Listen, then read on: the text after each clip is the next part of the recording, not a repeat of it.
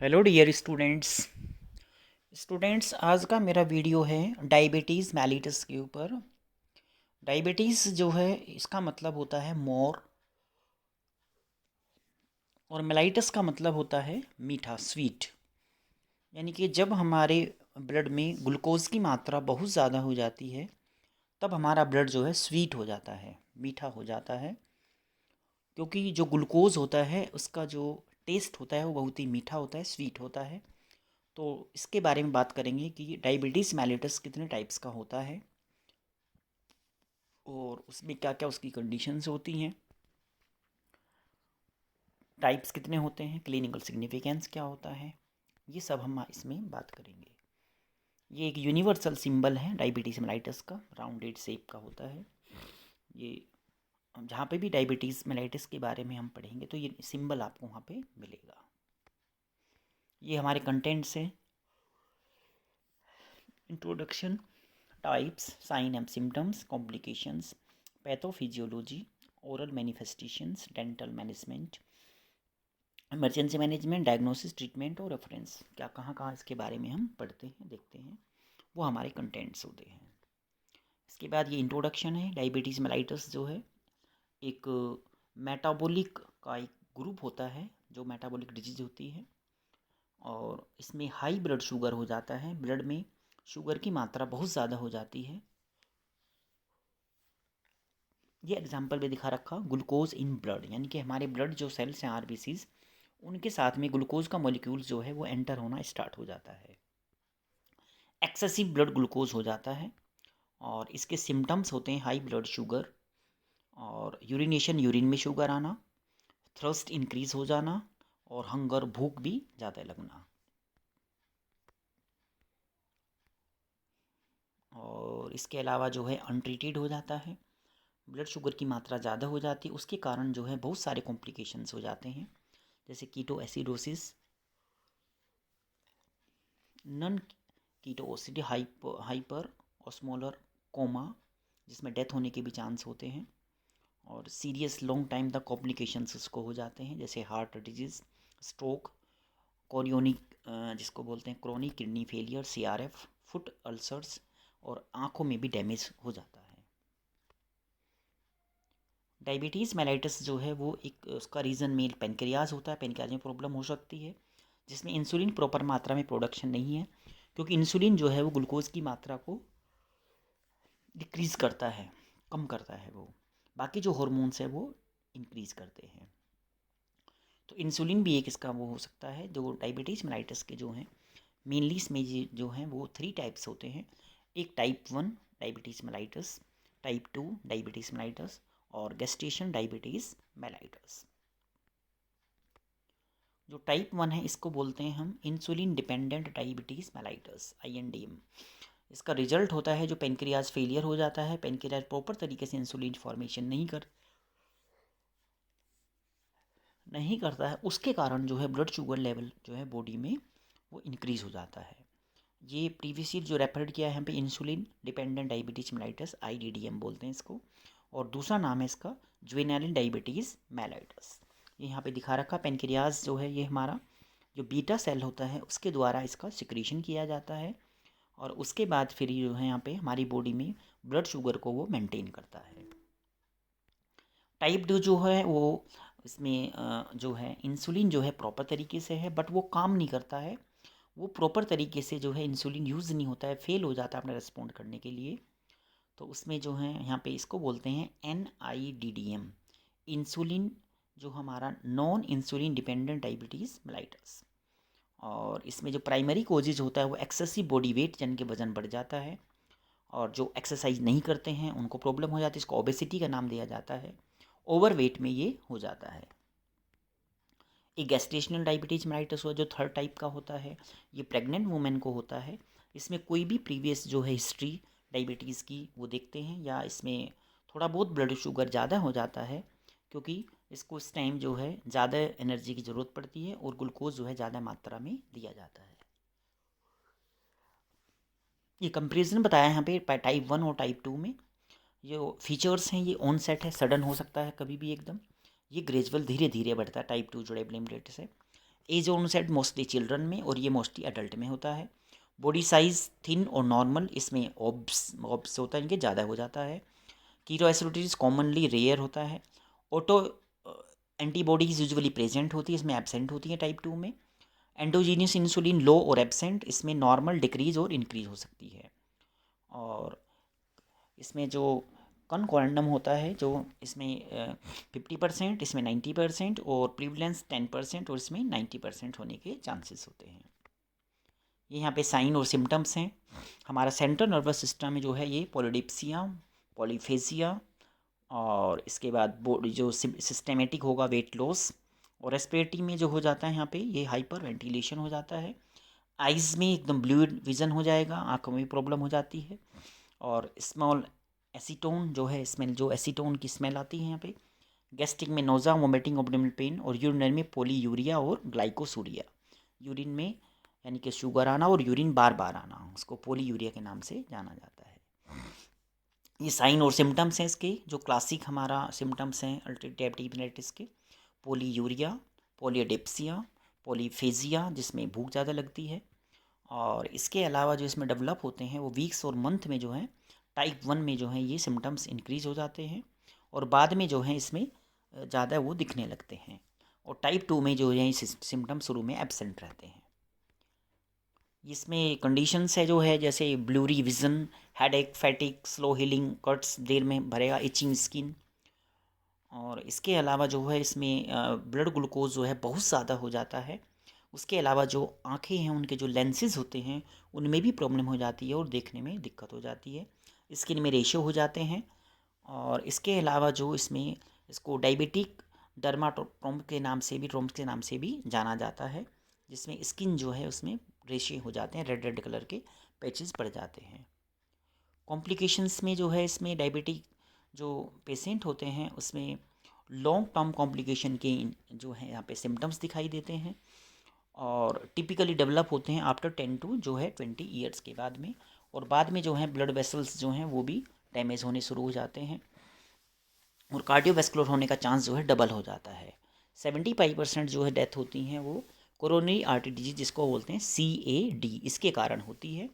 इसके अलावा macrovascular disease हो जाती है, इसको स्ट्रोक बोलते हैं, यानी कि वेस्कुलर बड़े बड़े हो जाते हैं। और पेरिफेरल वेस्कुलर डिजीज भी इसमें होने के चांसेस होते हैं। ये इसमें कॉम्प्लिकेशंस इसमें और बताए हुए हैं डायबिटिक जो इसमें जैसे स्मॉल ब्लड वेसल्स हो जाते हैं और आइज़ जो है वहाँ पे सप्लाई ब्लड की कम हो जाती है, जिसके कारण आंखें ठीक नहीं रहती हैं। किडनी प्रॉब्लम हो जाती है, उसको नर्व में भी प्रॉब्लम हो जाती है। हमारी जो आइज़ है वो एक तरह से वो वहाँ पे डैमेज हो जाती है, इसको डायबिटिक रेटिनोपैथी के नाम से जाना जाता है और ब्लाइंडनेस भी हो जाता है। किडनी में जो प्रॉब्लम हो जाती है उसको डायबिटिक नेप्रोपैथी बोलते हैं, जिसमें क्रोनिक किडनी डिजीज़ और कभी कभी पेशेंट को इसमें डायलिसिस भी करना पड़ता है। जब उसका नर्वस सिस्टम डैमेज हो जाता है तो उसको न्यूरोपैथी के नाम से जाना जाता है, जो कि इसमें कॉमन कॉम्प्लीमेंट्स होता है। और इसके अलावा ये देखो पैर में यहाँ पे जो अल्सर दिखा रखा, जो इसको डायबिटिक फुट बोलते हैं, ये घाव जो हैं ठीक नहीं होते हैं, ये प्रॉब्लम्स हो जाती है इसमें। इसको हम बोलते हैं डायबिटीज रिलेटेड फुट प्रॉब्लम्स हो जाती हैं, डायबिटिक फुट अल्सर बोलते हैं इसको, ठीक है ना। और इसके अलावा जो इसमें प्रॉक्सिमल डायबिटिक न्यूरोपैथी हो जाती है और यहाँ पर जो डायबिटिक इसमें मायो जो ट्रॉफी होने के भी चांसेस होते हैं, जो नीचे वाले डायग्राम में दिखाया हुआ है। इसका यहाँ पे जो पैथोफिजियोलॉजी के बारे में बताया है कि इंसुलिन जो होता है वो एक हार्मोन होता है जो पेनक्रियास से निकलता है और हमारी बॉडी में ग्लूकोज के लेवल को मेंटेन करता है। अगर ऐसा नहीं हो पाता है तो उसके कारण जो है ग्लूकोज का लेवल वो बढ़ जाता है। इसमें कई चीज़ें फैक्टर होती हैं, जैसे इसमें IGF नाम रखा है, इंसुलिन लाइक ग्रोथ फैक्टर। और इसके कारण जब ये डिफिशेंसी हो जाती है तो यहाँ पे ब्लड शुगर का लेवल जो है वो नॉर्मल से ज़्यादा हो जाता है।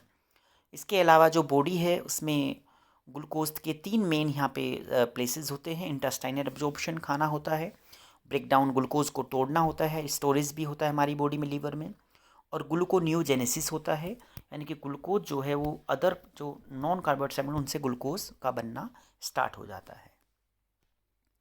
इंसुलिन जो है एक क्रिटिकल रोल प्ले करता है हमारी बॉडी में ग्लूकोज को मेंटेन करने के लिए। तो अगर इसमें जो हमारा ग्लाइकोजन होता है जब कोई प्रोसेस नहीं होगा ग्लाइकोनियोजेनेसिस, तो ये इसमें प्रॉब्लम हो जाएगी। और स्टिमुलेट करता है वो transport glucose into the fat और मसल्स के थ्रू, और ये स्टिमुलेट कर सकता है storage of glucose in the form of glycogen, यानी कि जो ग्लूकोज ज़्यादा होता है वो हमारी बॉडी में ग्लाइकोजन के रूप में जो है स्टोरिंग होता है हमारे इसमें। इंसुलिन रिलीज होता है हमारी बॉडी में बीटा सेल के द्वारा, जिसको आइलेट्स ऑफ लैंगरहैंस बोलते हैं पेनक्रियाज का, और वो हमारी बॉडी में ग्लूकोज के लेवल को जो है डिक्रीज़ करता है। और ये जो ग्लूकागोन होता है ये हमारी बॉडी में ग्लूकोज के लेवल को इंक्रीज़ करता है। तो ग्लूकागोन और इंसुलिन दो हैं, दोनों आपस में हमारी बॉडी में ये आपस में दोनों का कंपटीशन होता है। ग्लूकागोन जो है डेल्टा सेल के द्वारा सिक्रीट होता है। तो amount of insulin available insufficiency, जो हमारे सेल्स वहाँ पर पूरा वहाँ पर है, वो इंसुलिन की प्रेजेंस में अपनी जो है ग्लूकोज को वहाँ इनटेक करते हैं और एब्जॉर्ब हो जाता है सेल के अंदर। फिर वो वहाँ पर पूरी तरीके से वो वहाँ पे जो ग्लूकोज है वो यूज हो जाता है। जब glucose concentration blood remains to the, जब वो ज़्यादा हो जाती है तो उसके बाद वो किडनी में आना शुरू हो जाता है और किडनी की पावर जो है वो कम हो जाती है, और उसको हम बोलते हैं ग्लाइकोसूरिया। ग्लाइकोसूरिया का मतलब होता है कि जब ब्लड में ग्लूकोज की वैल्यू ज़्यादा हो जाती है तो यूरिन में आना वो शुरू हो जाता है, और ऑस्मोटिक प्रेशर होने के कारण जो है बार बार यूरिन आता है, जिसको पोलीयूरिया का नाम दिया गया है।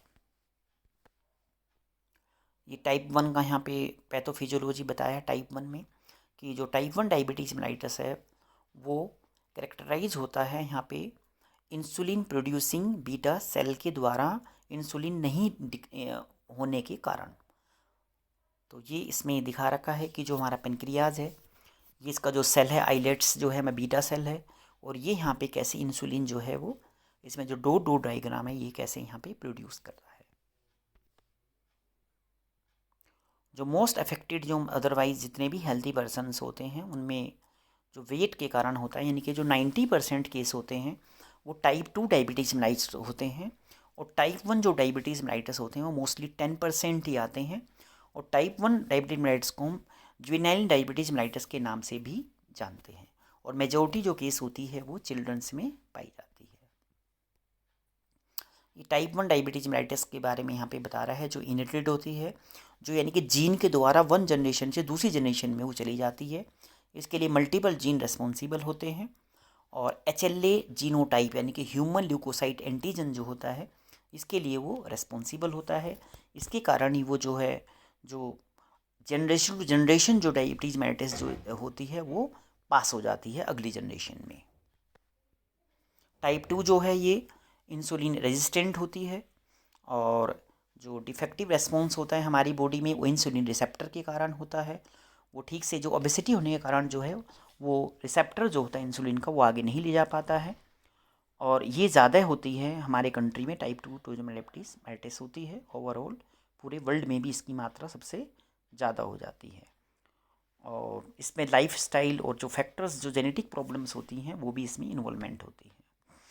टाइप 2 में जो लाइफ स्टाइल के बारे में बताया है कि जैसे obesity, lack of physical activity, poor diet, stress, और डाइटरी फैक्टर्स जो इन्फ्लुएंस करते हैं हमारी बॉडी को ठीक से डाइट ना लेना। तो ये सारे के सारे जो इसमें शुगर स्वीटेड ड्रिंक्स जो लेते हैं ज़्यादा मीठा, ठीक है ना, फैट्स डाइट, सैचुरेटेड फैट, ये सारे के सारे फैक्टर्स जो हैं इसमें इन्वॉल्वमेंट होते हैं। ये गैस्ट्रेशनल डायबिटीज़ मेलाइटस होती है जिसको हम JDM बोलते हैं, और ये टाइप 2 में आती है। ये इसमें इसको हम जो टाइप 2 में ही काउंट करते हैं, और ये प्रेगनेंसी में हो जाती है। ओकरली 2 to 10% जो है वो प्रीनेसिव होती है ये, और बाद में जब डिलीवरी के बाद जो फिर ये गायब हो जाती है, डिसअपियर हो जाती है। और इसके अलावा जो प्रेगनेंसी के बाद 5 to 10% जो वुमेन होती हैं उनको इसकी प्रॉब्लम होती है, और वो टाइप 2 डायबिटीज़ मेलाइटस में आ जाती है। गैस्ट्रेशनल डायबिटीज़ मेलाइटस है ये फुल्ली ट्रीटेबल होती है, इसमें कोई प्रॉब्लम नहीं है, और इसको ट्रीट करने के लिए आराम से जो है ट्रीटमेंट दिया जा सकता है। लेकिन उसका जो डाइटरी जो है वो मैनेजमेंट प्रॉपर तरीके से उसको वहाँ पर वो मॉनिटर करना चाहिए, और उसके गाइड करना चाहिए, उसके बारे में उसको पूरा का पूरा जो है वहाँ पे सोचना चाहिए, और उसको वहाँ पे पूरे तरीके से मैनेज करना चाहिए। यहाँ पे दिखाया है कि जो हमारा अनट्रीटेड गैस्ट्रेशनल डायबिटीज मेलाइटिस होता है वो फीटस और मदर दोनों के लिए जो है प्रॉब्लम होता है। इसमें बेबी जो है उसको भी प्रॉब्लम होने के चांस हो, इसको बोलते हैं मैक्रोसोमिया। हाई बर्थ वेट यानी कि उसका जो बर्थ रेट है यानी कि उसका ज़्यादा हो जाता है। कंजीनिटल हार्ट डिफेक्ट हो सकते हैं, सेंट्रल नर्वस सिस्टम में प्रॉब्लम हो सकती है और स्केलेटल मसल्स में मलफॉर्मेशंस भी हो सकती है उसको। अगर इंसुलिन का जो लेवल है वो इंक्रीज हो जाता है तो उसके बाद में उसमें जो फीटस होता है उसमें सर्फेक्टेंट हो जाते हैं, उसमें रेस्पिरेटरी डिस्ट्रेस हो जाता, सिंड्रोम हो जाता है उसको। और हाई ब्लड जो बिलिरुबिन लेवल है वो भी इंक्रीज हो जाता है और रेड सेल्स उसके कारण जो है वो डिस्ट्रक्शन होने शुरू हो जाते हैं बच्चे के अंदर। इसमें जो है यहाँ पे सीवियर जो सेवरल केस में जो है यहाँ पे पेरीनेटल डेथ हो जाती है, अंदर ही बच्चे की डेथ हो जाती है। मोस्ट कॉमनली रिजल्ट जो है वो प्लेसेंटल परफ्यूज़न किया जाता है इसके अंदर में, जिसको इसके कारण वेस्कुलर इम्पेरेंट ख़राब हो जाता है। और लेबर जो है उसमें इंडक्शन में मेंटेन करता है डिक्रीज पेरेंटल इन्फेक्शन। तो ये इसमें जितने भी यहाँ पे मैक्रोसोमिया, शोल्डर डिस्टॉक्सिया, ये होने के इसमें चांसेस होते हैं। और ओरल मैनिफेस्टेशन जो कॉम्प्लिकेशंस होते हैं इसमें, तो पीरियोडोनल डिजीज़ हो जाती है जिसको मैक्रो एंजियोपैथी के नाम से जाना जाता है। एल्टा तो सेल मेडिएटेड जो इम्यून सिस्टम है हमारा CMD, वो उसमें प्रॉब्लम हो जाती है, न्यूट्रोफिल कीमोट्रिक्स से नहीं कर पाता है। कैल्शियम का लेवल इंक्रीज हो जाता है और प्लेक फॉर्मेशन शुरू हो जाता है उसको। और कोलेजन जो है वो ज़्यादा ब्रेक डाउन होना शुरू हो जाता है। ये एग्जांपल है इसका, जो हमारा जो प्रियोडेंटल चेंजेस होते हैं वो डायबिटीज मेलिटस में वो यहाँ पे दिखाए हुए हैं। ये सब वही हैं कि जो सैलिवरी ग्लैंड है, जीरोक्स्टोमिया इसमें कॉमन है, अल्सरेशन हो जाता है, टेंडरनेस, पेन, बर्निंग सेंसेशन, और ये सारे के सारे जो सिम्टम्स हैं इसमें, हाइपरग्लाइसीमिया, ये सब चीज़ें इसमें हो जाती हैं। ये यहाँ पे इंक्रीज रिस्क है इन्फेक्शन का। जो रीजन्स होते हैं इसमें, peripheral neuropathy, poor peripheral circulation, immunological deficiency, high sugar medium, decrease production of antibodies, और कैंडियल इन्फेक्शन जो कैंडिडा एल्बिगन्स होता है उसका इन्फेक्शन सबसे ज़्यादा बढ़ जाता है।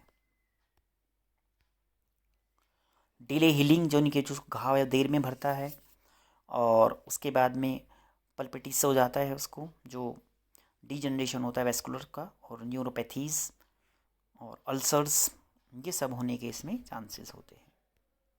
इसका मैनेजमेंट है हाइपोग्लाइसीमिया का।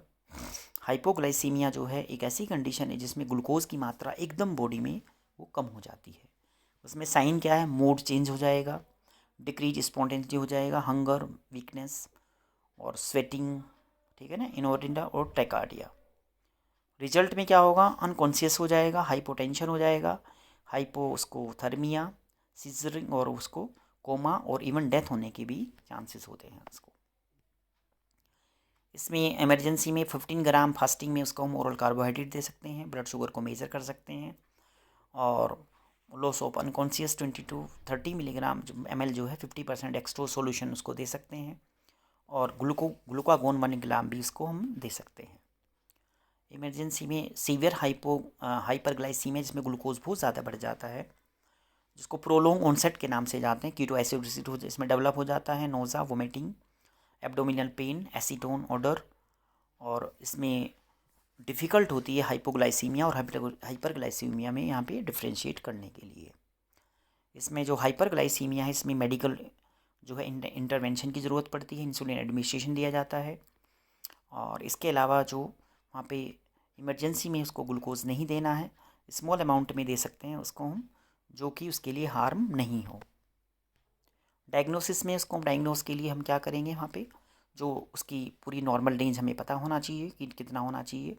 फास्टिंग, पीपी और रैंडम में हमारा फास्टिंग में होना चाहिए नॉर्मली 60 to 110 मिलीग्राम %, और पोस्ट पेरिनियल में होना चाहिए हमारा जो ग्लूकोज लेवल है वो 90 to 140 मिलीग्राम %, और जो रैंडम है वो 60 to 140 मिलीग्राम % जो है इतना होना चाहिए।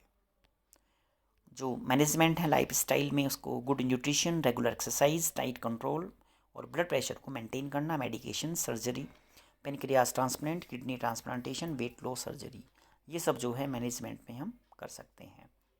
ये हमारी बुक्स है, जो टेक्स्ट बुक वो pathology, a book of the clinical biochemistry, JP की जो है एसेंशियल मेडिकल फिजियोलॉजी की, और केडी त्रिपाठी की जो एसेंशियल फॉर फार्माकोलॉजी में वो ले सकते हैं, और जो इंटरनेट के थ्रू नॉलेज गेन कर सकते हैं। थैंक यू बच्चों। आज का मेरा लेक्चर था वो था डायबिटीज़ मेलाइटस के बारे में। इसको मैंने यहाँ पे सब इसके बारे में जो पैथोफिजियोलॉजी है और टाइप्स ऑफ डायबिटीज़ मेलाइटस और उसके अलावा मैनेजमेंट, ये सब इसमें बताया है। थैंक यू बच्चों।